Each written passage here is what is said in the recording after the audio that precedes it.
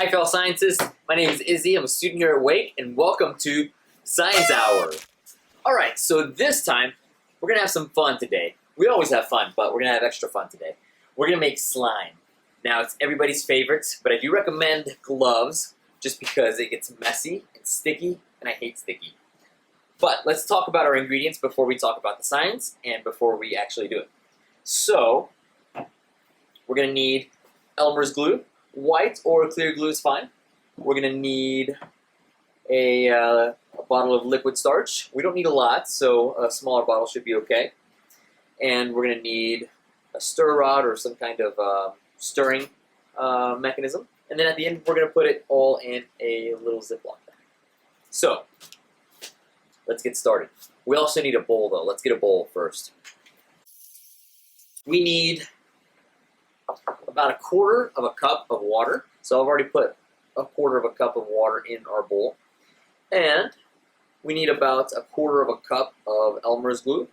And I'm going to estimate that. I'm not quite sure how much that is, but that's the whole point of being a scientist. You're not always going to know the answers. You will have measuring cups, presumably, but you're not always going to know. So that's the point of science, right? It'll be fun. Let's just give it a try. Let's say about that. That should be all right. Now we're going to mix our glue and our water together using our stir rod, and it should give us this thick, yucky, snot-looking texture. All right. Maybe a little more glue. All right. We're going to keep stirring this, and now we're going to add about 1/4 cup of liquid starch. See what happens.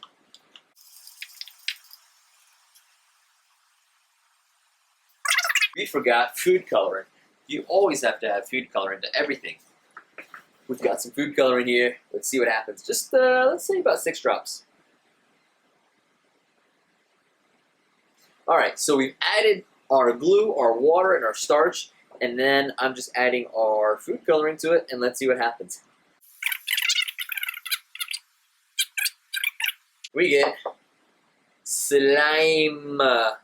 Look at this slime. How crazy is that? Woo!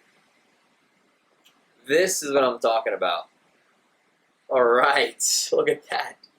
How crazy, how gross is that?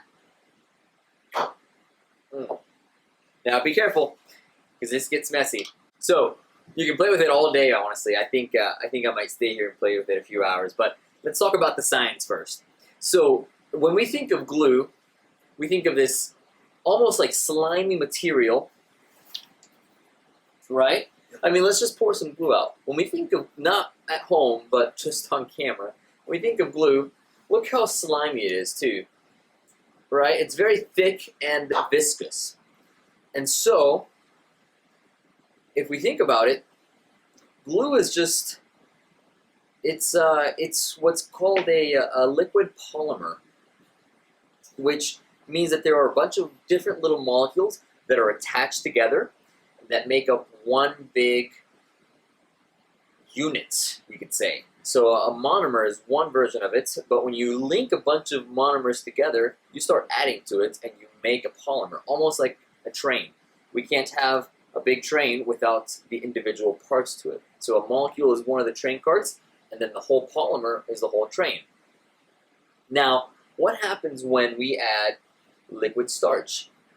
Now, liquid starch is actually a crosslinker. So a crosslinker is just a fancy term for putting all of these trains together. So if we have a polymer that is a bunch of molecules connected together, what happens when we add a crosslinker and connect all of those molecules together?